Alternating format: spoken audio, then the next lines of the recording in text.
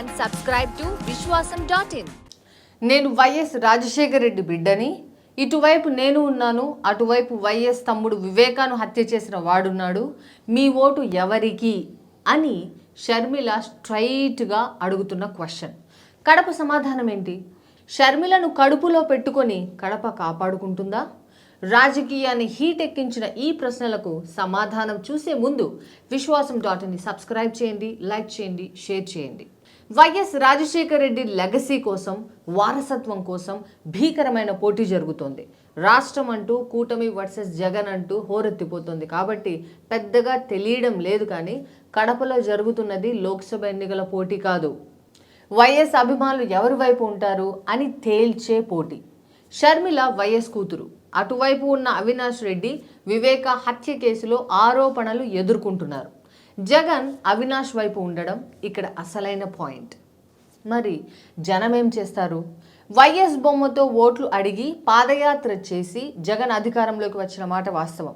ఆ తర్వాత జగన్ పేరుతో నేరుగా పథకాలు పెట్టి బ్రాండింగ్ కోసం వ్యూహాత్మకంగా అడుగులు వేశారు.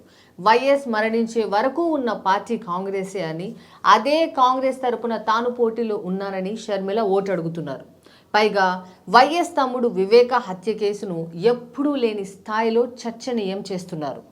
పౌరుషాల గడ్డ అని చెప్పుకునే కడప గడపలో ఇద్దరు మహిళల పోరాటం ఇది. షర్మిల, సునీత వివేక హత్య చేసిందెవరో, చేయించిందెవరో తేల్చాల్సిందే అంటున్నారు.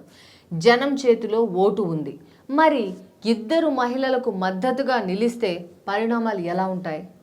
రాష్ట్రమంతటా వైసీపీకి పరిస్థితి అంత సులభంగా ఏం లేదు. కూటమి బలం ప్రబలంగా ఉంది.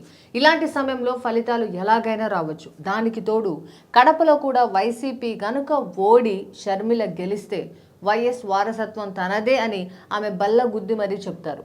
ఏ వారసత్వం కోసమైతే జగన్తో విభేదించి ఆమె కాంగ్రెస్ తరపున బరిలో దిగారో అదే వారసత్వాన్ని ఆమెకు జనం ఇచ్చినట్టుగా అవుతుంది. ఈ విషయం గట్టిగా తెలుసు కాబట్టే టీడీపీతో పాటు జనసేన లాంటి పార్టీలు కూడా షర్మిల కోసం పరోక్షంగా సహకరిస్తున్నాయి. అందుకే కడప ఎన్నిక ఈసారి లోక్సభకు వెళ్లడం కోసం మాత్రమే కాదు, వైఎస్ వారసత్వాన్ని తేల్చుకోవడానికి కూడా సంబంధించింది. మీరేమంటారు? మీ అభిప్రాయాన్ని కమెంట్స్లో చెప్పడం మాత్రం మర్చిపోకండి. Like, share and subscribe to Vishwasam.in.